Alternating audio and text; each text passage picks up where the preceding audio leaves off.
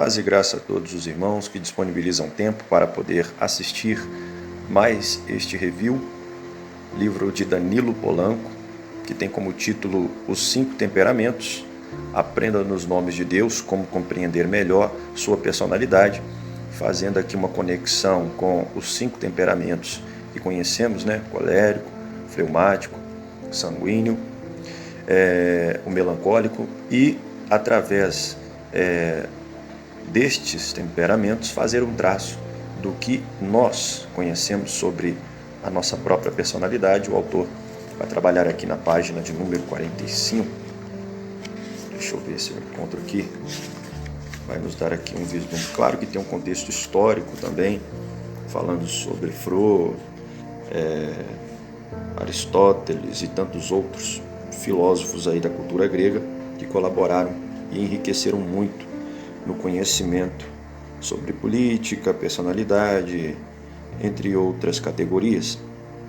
Mas vamos aqui direto ao ponto. O temperamento é tão determinante no indivíduo que influi tanto em seu caráter como na personalidade.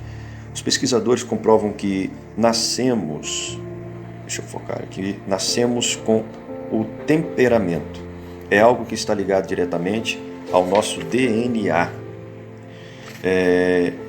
Ele influi em nossa capacidade intelectual, determinando os gostos, as cores favoritas, o quanto ser amistoso e quanto exercemos de influência na vida e comportamento alheios. Em outras ocasiões, determinando quanto amor e afeto podemos dar e receber, de modo que o temperamento nos possibilita conhecermos melhor a maneira como pensamos, sentimos e agimos. Também nos permite saber o que gostamos, o que não precisamos, qual é a nossa vocação, em que área ocupacional funcionamos mais satisfatoriamente e com quem nos damos melhor no casamento.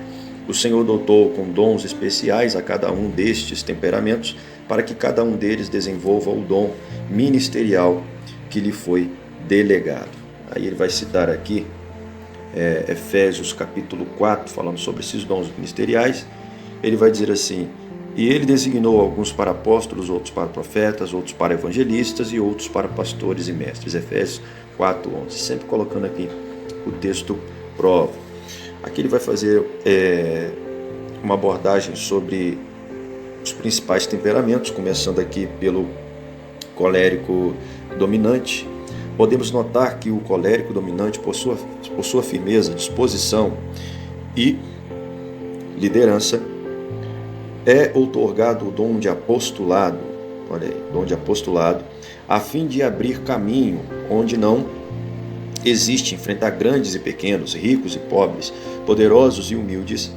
É bom recordar que o colérico dominante é, por natureza, o líder executivo, com qualidades inatas para executar projetos e planos para que outros parecem impossíveis. Ele nasce com as habilidades de ser um grande líder de empresa, capaz de desenvolver planos empresariais em níveis jamais imaginados. O mundo atual deve muito a pessoas que, motivadas pela ativação deste temperamento, nos levaram a alcançar o mundo industrializado atual. Aqui então falando sobre o colérico dominante, um desses temperamentos, e agora o segundo temperamento, ao passo que é o temperamento melancólico analítico, honrando sua capacidade de visualização, outorga-se o dom ministerial profético, e por isso que desde a antiguidade já se chamava o profeta dividente. O melancólico analítico é o único com esta habilidade de visualizar em sua mente aquilo que pensa.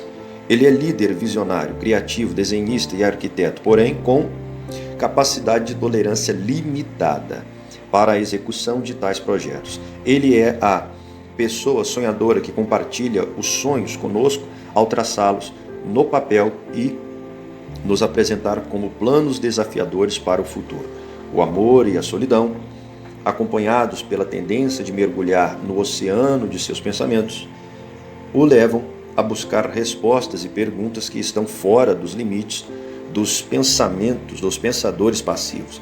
Achamos natural que o melancólico analítico seja o designer, o inventor, enquanto o colérico dominante seja o executor. Então você vê como que este livro nos ajuda a compreender um pouco mais dos traços da nossa personalidade. Vamos aqui para o terceiro.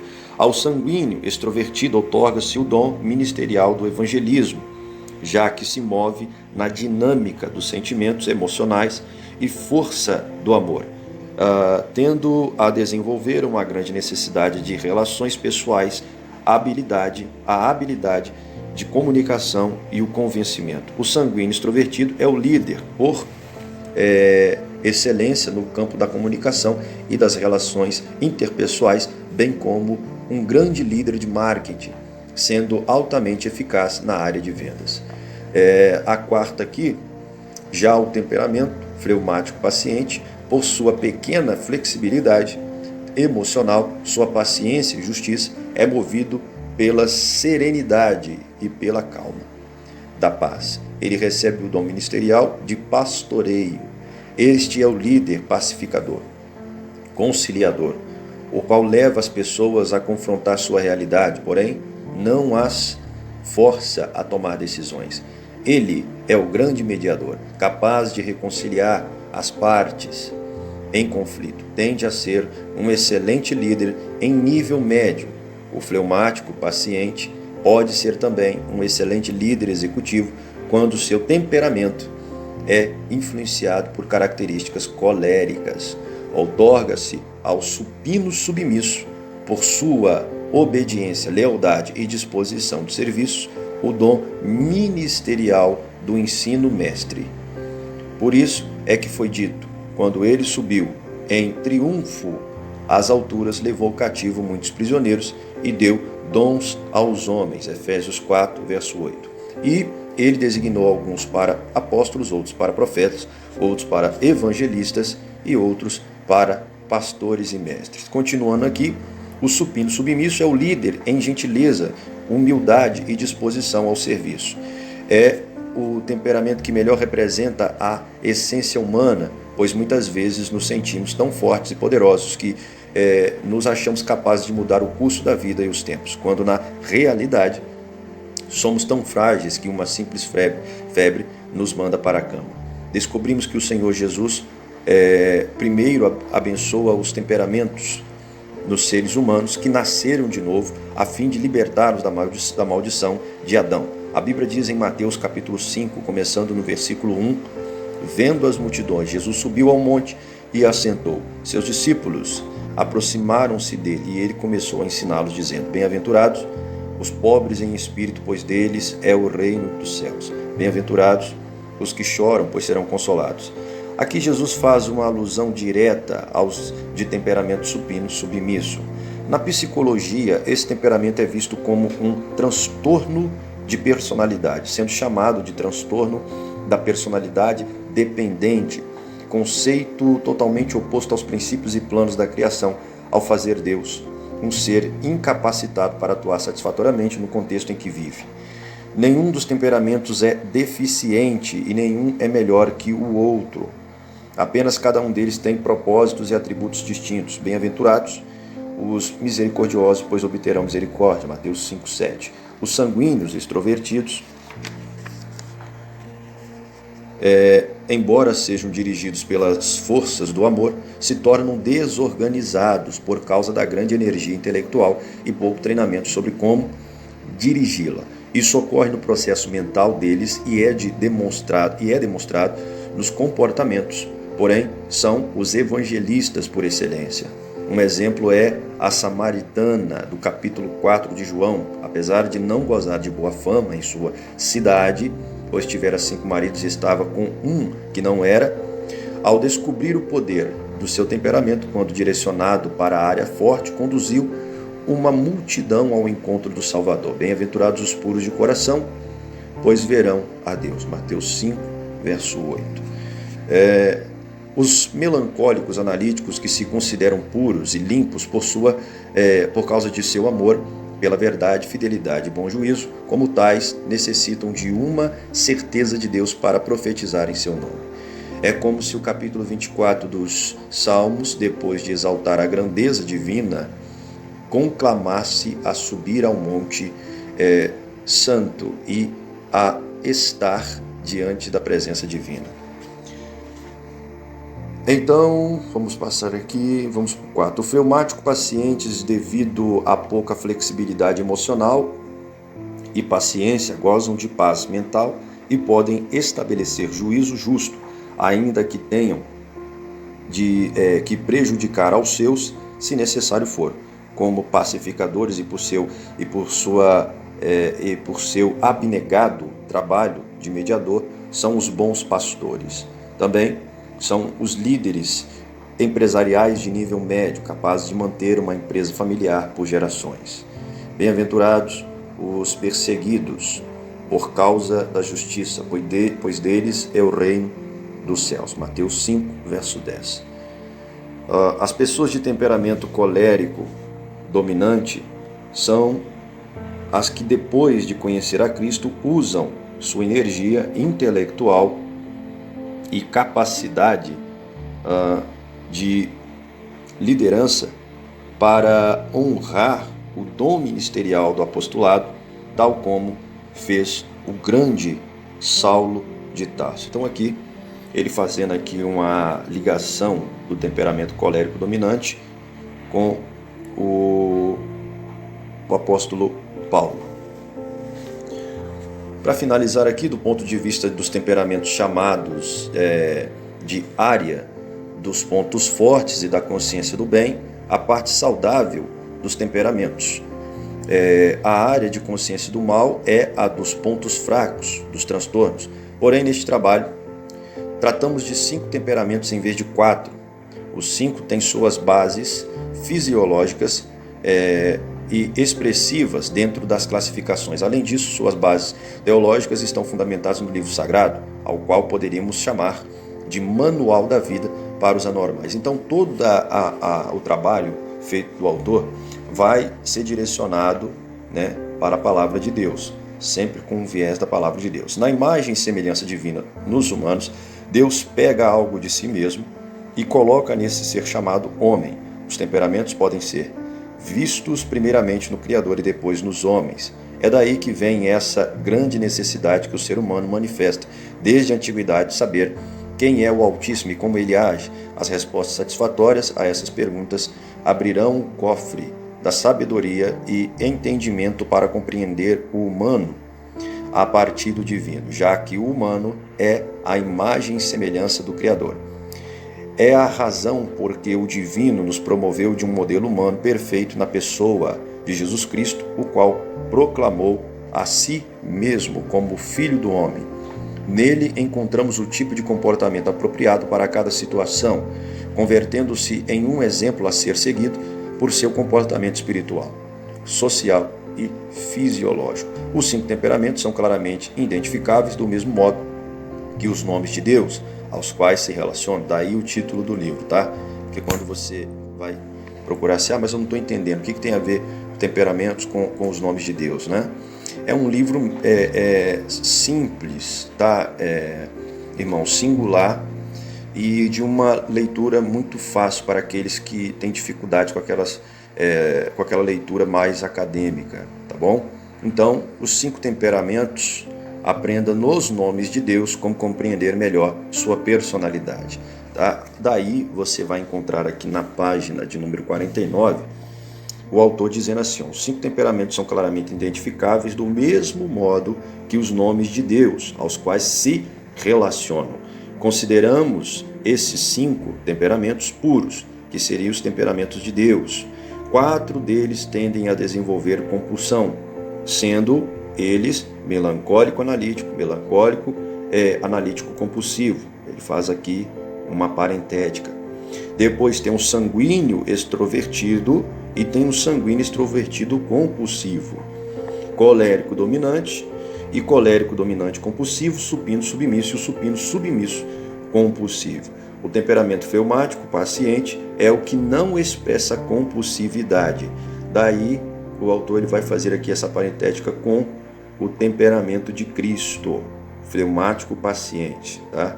que seria aqui o nosso mediador. Devido ao temperamento ser de ordem genética e considerando que o ser humano tem aproximadamente 35 mil genes em sua composição, temos de entender que estes cruzamentos genéticos produzem um número incalculável de traços de temperamentos, sempre centrados nos atributos principais dos 5 temperamentos já mencionados. O autor aqui também ele vai trabalhar os nomes de Deus. Por exemplo, aqui agora na página de número 34, ele vai tratar sobre a personalidade do divino. O Senhor foi louvado em Israel sob diferentes nomes. Os nomes de Deus são importantes para se compreender quem e como ele é. Os nomes divinos servem para expressar feitos importantes acerca da natureza divina. Para os hebreus, os nomes eram descritos e expressavam significados. Não eram usados simplesmente para distinguir uma pessoa de outra. O nome representava a sua essência distintiva, seu temperamento. Aí ele vai começar aqui com o primeiro nome do divino, na figura 1. Ele vai dizer: Deus diz a si mesmo: transformar-me-ei em vida, em espírito de vida, para trazer, focando aqui o telefone, para trazer à existência vida nos ares, nas águas, na terra, e culminarei a criação com a obra mestra, o ser humano. Nada dessas coisas existiam ainda, mas sendo onipresente podia ver através do tempo, embora o tempo não existisse. No desenho arquitetônico da criação ele podia ver o que não era, mas que depois viria a ser, porque Deus chama à existência coisas que não existem, como se existissem. Ele vai citar Romanos 4, verso 17, sempre colocando os textos provas. O ser supremo, que é o Espírito, forma a estrutura espiritual para o Espírito de vida, para que tempos depois se pudesse entender que Deus é vida. Ok? Então aqui é a primeira figura, e ele já direcionando aqui a figura de número 2, colocando aqui antes do ponto que Deus é vida. Então nós temos Deus, agora na figura de número 2, a sua segunda essência, que é vida. Tá? Deus, primeiro ponto. Segundo ponto, vida. Já projetado como vida, forma a base para a expressão do poder, espírito de poder, poder para realizar todas as coisas, criar e desenvolver seus planos criativos e dar leis às coisas criadas para seu bom comportamento e funcionamento. Deus, sendo espírito de vida, vivifica toda a carne de aves, peixes, animais e também vivifica a própria vegetação, pois fez tudo para a sua glória e também poder, que se manifesta de diferentes formas através das eras, porém continua sendo o mesmo antes, agora e no futuro. E aí então ele abre a chave para nós entendermos a terceira figura, que seria o poder. Então, seu primeiro nome, em essência, Deus, o segundo, vida, o terceiro, poder. Figura de número 3, tendo o Supremo se manifestado como vida e poder, sem deixar de ser o único Deus, Criador e Senhor, estabelece o fundamento para a manifestação do amor. Nós vamos aqui agora para o quarto nome. Deus é amor, e por amor criou todas as coisas que estão nos céus, na terra e na água, sendo o homem o objeto de sua máxima expressão de amor. Deus não possui vida, poder e amor. Isso é forte. Pois o que se possui em quantidade limitada. Deus é vida, poder e amor. Na figura de número 4, então, nós temos aqui, Deus, segunda essência, vida, terceira essência, poder, e quarta essência, o amor. Ele vai explicar com as estruturas espirituais para se apresentar como a vida, o poder, está aqui, e o amor, outro aqui. Ele cria a base para a expressão da verdade absoluta, limpa e pura, a qual, ao ser recebida pelos homens, pode resplandecer na mais densa escuridão da consciência humana. Pode libertar o homem cativo, dando-lhe o verdadeiro significado da vida, do poder e do amor. Deus não somente é a vida, o poder e o amor, Ele é também a verdade. Então aí, abrindo o leque para o seu quarto nome aqui, nós temos aqui a figura de número 5. Então nós temos o primeiro nome, Deus, o segundo nome aqui, que é vida, o terceiro, que é poder, o quarto, que é amor, e agora nós temos a verdade. Ok? Vamos aqui para a figura de número 6. É importante notar que não estamos falando de um Deus que vai evoluindo ou se transformando com o tempo para se ajustar às circunstâncias do momento, mas sim de alguém único, perfeito, desde a eternidade e até a eternidade. O que faço aqui é apresentar certas ilustrações que nos permitem ter uma melhor compreensão da relação entre os nomes de Deus e os temperamentos, para que esse homem limitado e finito amplie seu relacionamento com esse ser infinito e ilimitado, Deus, aquele que se descreveu para Moisés simplesmente como eu sou. Logo, ele cria a base para a expressão da inteligência e sabedoria. Figura de número 6, então, inteligência e sabedoria. Logo, nós temos o seu primeiro nome em essência, Deus, né? O segundo, que ele é vida. O terceiro, que ele também é poder, amor. O quarto, ele é verdade. Se nós formos tirar esse aqui, seria o quarto, mas colocando esse seria o quinto. Então, nós temos 1, 2, 3, 4, 5. E a sexta figura agora, nós temos aqui inteligência e sabedoria. A sexta figura, tá? Perdão aí. Depois, o divino cria a base para a expressão e projeção da justiça, a verdadeira, aquela que está além da compreensão humana. Então, nós aqui já temos o leque, a chave para poder entender qual é o seu sétimo atributo, que seria justiça, na figura de número 7. Tendo o divino estabelecido as bases para expressar como o espírito de vida, poder, amor, verdade, inteligência, sabedoria, e como o espírito de justiça, cria então a base para a expressão como espírito de paz. Assim, o Altíssimo é a vida, o poder, o amor, a verdade, a inteligência e sabedoria, a justiça e a paz, que é a figura de número 8. Temos aquele famoso texto que o Senhor Jesus, ele se apresenta entre os discípulos, ali no meio dos discípulos, e diz assim: a paz seja com todos, né? Então o Senhor dá primeiro a paz. Ele vai tratar disso aqui, ó. Entre os diferentes nomes de Deus na antiguidade, há 5 nomes principais nos quais Deus atua de maneiras distintas, com peculiaridades que tornam cada um deles muito especiais. Em cada nome, o Altíssimo manifesta atributos específicos que coloca no ser humano, os quais dominamos de pontos fortes do temperamento, fazendo de cada indivíduo um ser especial. De modo que, quando o Ser Supremo deseja intervir na vida de um homem ou mulher, simplesmente atua por intermédio desses dons e características, pelo que também diz as Escrituras: pois é Deus quem efetua em vocês tanto o querer quanto o realizar, de acordo com a boa vontade deles. Filipenses capítulo 2. Os nomes de Deus e os temperamentos, né? Sobre Elohim e o temperamento melancólico analítico. Sob o nome Elohim, vemos o Criador e percebemos o Deus solitário e perfeccionista. Este é o nome mediante o qual se nos apresenta o Altíssimo no primeiro capítulo do livro de Gênesis. Ali encontramos em cada versículo mostrando todos os atributos, qualidades e pontos fortes do temperamento melancólico analítico. Antes de entrar em detalhes sobre Elohim e suas peculiaridades melancólicas, convém mencionar que antes da fundação do mundo, encontramos o Criador e mantenedor de todas as coisas, adotando diversos nomes com o propósito de ressaltar diferentes atributos, virtudes e características de sua natureza. Elohim é o primeiro nome revelado nas Escrituras. Em Gênesis capítulo 1, vemos Elohim usando a virtude do conhecimento e inteligência para trabalhar em uma espécie de matéria embrionária incipiente, envolta em obscuridade e confusão, até que tudo foi posto em ordem conforme sua perfeita vontade e por meio de sua palavra, feito tudo muito bom. Este é o nome que devemos conhecer antes de qualquer outro, por isso é o primeiro revelado nas Sagradas Escrituras e nos fala de alguém que, quando tudo está perdido em escuridão e confusão, reintroduz na criatura primeiramente sua luz e vida e depois sua imagem, tornando assim tudo novo e muito bom. Aqui ele cita a fonte, que vai ser Andrew Jux, 1988.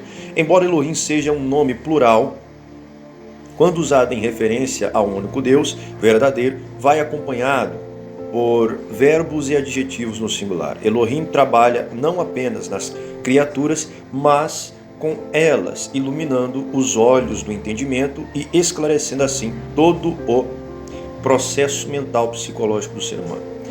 É Elohim que irradia a mente do melancólico analítico ao colocar no humano seus atributos e qualidades. Claro que o homem melancólico analítico nunca poderá expressar ou manifestar os dons e qualidades no mesmo nível de Elohim, mas no grau da capacidade da compreensão limitada do ser humano, são estes dons e qualidades que fazem do indivíduo melancólico analítico um visionário, profeta, amante da verdade e com a capacidade de imaginar e criar imagem das coisas ao mesmo tempo que as pensa. O atributo de Deus nesse nome é a verdade, que irradia em inteligência e sabedoria, que em Elohim opera além da compreensão humana finita. É como se Elohim tivesse projetado um plano de construção no nível mental, pois cada vez que colocava uma peça na obra criacionista, comparava-a com a configuração planejada em sua mente. Razão porque durante o período da criação, a expressão abaixo é repetida várias vezes. E viu Deus que era bom. O Senhor Jeová dos Exércitos e o temperamento colérico dominante. O segundo nome de Deus revelado na Bíblia é Senhor Jeová. Este nome é encontrado nos capítulos 2 e 3 de Gênesis. O nome em si significa aquele que é o que é. A partir disso, podemos entender a revelação dada a Moisés. Eu sou o que sou. Êxodo capítulo 3, verso 14. O Senhor Jeová é o Santo, Santo, Santo, diante do qual até os querubins devem cobrir os rostos. É o Senhor Jeová que dá as leis e diretrizes ao homem no Éden. Vamos colocar aqui embaixo para poder adiantar.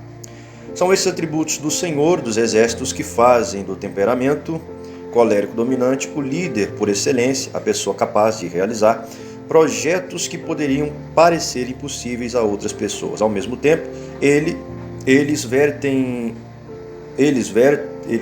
convertem esse indivíduo em alguém com uma necessidade enorme de exercer controle e autoridade sobre a vida e os comportamentos das outras pessoas. Isso porque ela é movida pelo poder para exercer domínio e ascendência, o que a torna pouco flexível às fraquezas dos outros.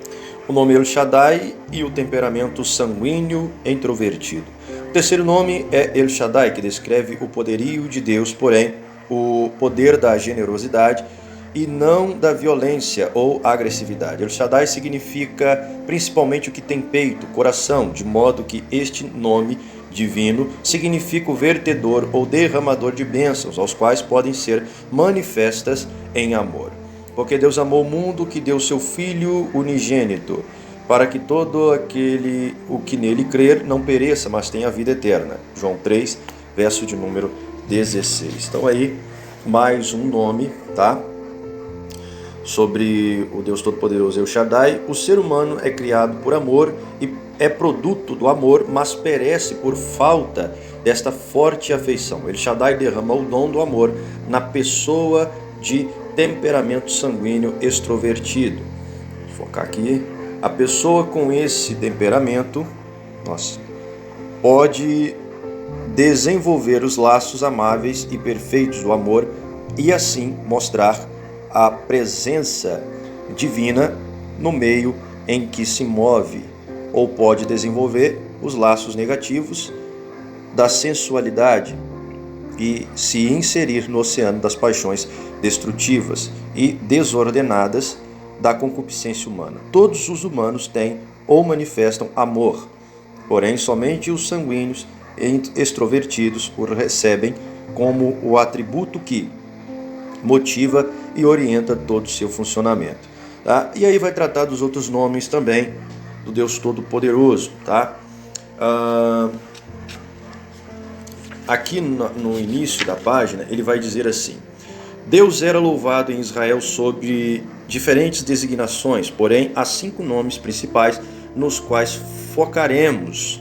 Referimos-nos aos diferentes nomes desse ser supremo, a quem chamamos Deus, o único Senhor, do mesmo modo que o Altíssimo criou bases estruturais para se manifestar como o Deus que é vida, poder, amor, verdade, etc. Também criou estruturas para se manifestar sob diversas designações, sem deixar de ser único. Não se deve confundir a dinâmica multifacetária divina com o transtorno de múltipla personalidade.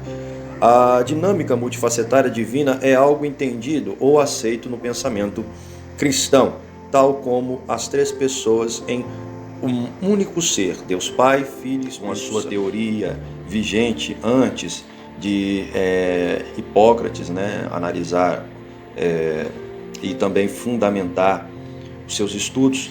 Enfim, temos vários personagens aqui da história da cultura grega que colaboraram. Não vou entrar muito nesse mérito aqui da cultura grega, porque é exaustiva, é cansativa para os irmãos e não é tendência minha enfadá-los, tá? Quem quiser saber mais sobre este livro, pode adquirir.